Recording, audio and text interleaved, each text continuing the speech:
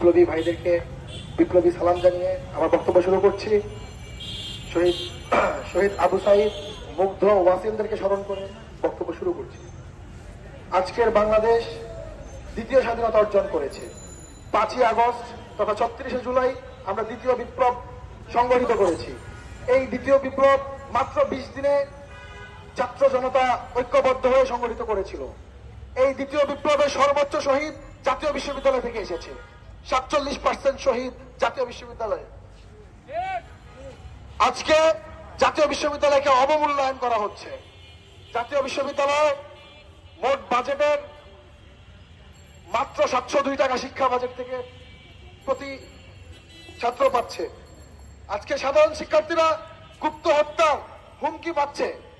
আজকে যারা এই আন্দোলনে সমন্বয় করেছিল বিভিন্ন জায়গার সাধারণ শিক্ষার্থীরা, তাদেরকে আওয়ামী লীগের দোসররা যারা আজকে বুক ফুলিয়ে ঘুরে বেড়াচ্ছে, তারা এখনো হুমকি ধামকি দিচ্ছে। সচিবালয় আওয়ামী সচিবরা এখনো সচিবালয় দখল করে রেখেছে। এই আওয়ামী সচিবদেরকে অনতি বিলম্বে সচিবালয় থেকে লাঠি মেরে নামাতে হবে, অন্যথায় বিপ্লব বেহাত হয়ে যাবে। আজকে সচিবালয়ে আগুন লেগেছে। সচিবালয় কি একটা ঠুনকো প্রতিষ্ঠান যেখানে আগুন লেগে যাবে এমনি এমনি? এখনো কি প্রতিমন্ত্রী প্রণকরা সচিবালয় আছে যে নিজে নিজে আগুন লেগে যাবে? এখনো আমাদের স্বরাষ্ট্র উপদেষ্টা কোন কঠোর পদক্ষেপ নিতে পারেন নাই, যেটা আমাদের জাতির জন্য লজ্জা। আজকে নিরাপত্তা পরিস্থিতি বিঘ্নিত হচ্ছে।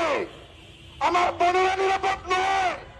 আজকে বেসরকারি বিশ্ববিদ্যালয়ের এক বোন আমাকে জানিয়েছেন তাকে হত্যার হুমকি দেওয়া হয়েছে। গত কয়েকদিন আগে আমাদের এক বোনকে ধর্ষণের হুমকি দেওয়া হয়েছিল। কিন্তু আপনারা কি করছেন?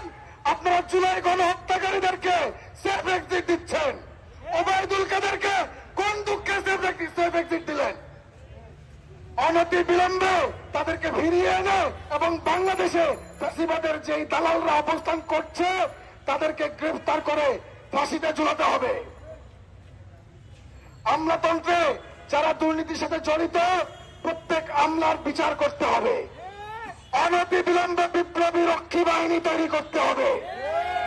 বিপ্লবীদেরকে সবাই চিনে জানে, তাদেরকে চিহ্নিত করে একটি বিপ্লবী বাহিনী তৈরি করে বাংলাদেশের নিরাপত্তা, স্বাধীনতা, সার্বভৌমত্বকে রক্ষা করতে হবে। অন্যথায় এই সরকার ব্যর্থ হবে। সেই ব্যর্থতার দায়ভার আপনাদেরকে নিতে হবে। আর আমরা তৃতীয় বিপ্লবের জন্য প্রস্তুত আছি। সচিবালয়ের নথিপত্র যারা আজকে ধ্বংস করেছে তারাই আওয়ামী লীগের প্রেতাত্মা। আওয়ামী লীগের প্রেতাত্মাদেরকে বলে দিতে চাই, তোমরা যদি কোনো কাউকে ম্যানেজ করে থাকার চিন্তা করো, জাতীয় বিশ্ববিদ্যালয় তোমাদেরকে ছাড় দিবে না। প্রয়োজনে সচিবালয়ের সামনে গণপিটুনি দেওয়া হবে। নতুন বিপ্লব, নতুন বাংলাদেশ, নতুন রাষ্ট্র কাঠামো, বাংলাদেশকে নতুন করে মেরামতের স্বপ্ন আমরা দেখছি। বাংলাদেশকে নতুন রূপে রূপায়িত করা হবে। সেই লক্ষ্যে জাতীয় বিশ্ববিদ্যালয় গোটা বাংলাদেশ ঐক্যবদ্ধ, সাধারণ ছাত্র জনতাকে ঐক্যবদ্ধ হওয়ার উদাত্ত আহ্বান জানাচ্ছি। দ্বিতীয় বিপ্লব খুব শীঘ্রই তারা ব্যর্থ হলেই আমরা দ্বিতীয় বিপ্লব সংগঠিত করব। ধন্যবাদ। সকল সহযোদ্ধা এবং সাংবাদিকদের আমার সালাম। আমি শিরোনাম বাড়াচ্ছি না। আমি প্রথমে স্মরণ করছি বৈষম্য বিরোধী ছাত্র আন্দোলনে নিহত সকল সহযোদ্ধাদের, এবং আপনারা জানেন সদ্য নিহত হওয়া ফায়ার ফাইটার আমাদের নয়ন ভাইকে এবং তার পরিবারের প্রতি শোক জানাচ্ছি গভীর।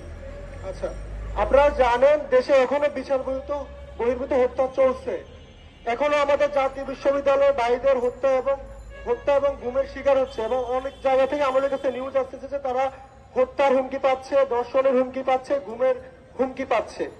তাহলে আমার প্রশ্ন, যারা আমাদের উপদেষ্টারা আছেন এই ছাত্র জনতা বিপ্লবের ফলে, যারা এই ছাত্র জনতার বিপ্লবের ফলে যারা গদিতে বসছেন, ক্ষমতায় আসছেন, আপনাদের কার্যকরী ভূমিকা কোথায়? কোথায় আপনাদের কার্যকরী ভূমিকা? আমার কেন আইন এত বিঘ্নিত হবে? আমাদের রাষ্ট্রের নিরাপত্তা কোথায়? আমাদের শিক্ষার্থীদের নিরাপত্তা কোথায়? সচিবালয়ের মতো এত গুরুত্বপূর্ণ জায়গায় কিভাবে আগুন লাগে? আপনারা কি জানেন না স্বৈরাচারের দোসররা এখনো সব জায়গায় গাপ্পি মেরে বসে আছে? তাদেরকে কেন সরাচ্ছেন না আপনারা? নাকি আপনারা ক্ষমতা পেয়ে সব ভুলে গেছেন? আপনারা জানেন বাংলাদেশের প্রতিটি স্বাধীনতার পরে যারাই ক্ষমতা আসে তারা স্বৈরাচার হওয়ার একটা ধান্দা করে, কিন্তু আমরা ছাত্র জনতা আর সেটা মেনে নিব না। আমরা চাই দেশের ক্ষমতা পরিবর্তনের পাশাপাশি নীতিরও পরিবর্তন হইতে হবে।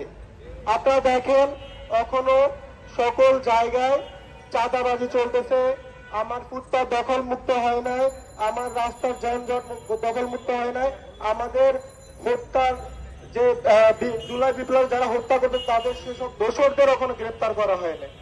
তাহলে আমাদের উপদেষ্টাদের কাজ কি? তাদের কাজ কোথায় আপনারা আমাদের দেখান। আমি তাদের উদ্দেশ্যে বলতে চাই, আপনারা যদি খুব দ্রুত যদি এসব বিষয় যদি বিচার না করেন, তাহলে আমরা সম্মিলিত জাতীয় বিশ্ববিদ্যালয়ে আমাদের ছাত্র যোদ্ধাদের নিয়ে আমরা আবারও রাজপথে নামবো। আমি এই বলে আমার বক্তব্য শেষ করছি। সবাইকে ধন্যবাদ। আমরা ইতিমধ্যে লক্ষ্য করেছি আমাদের ছাত্রদের উপর হত্যা হচ্ছে।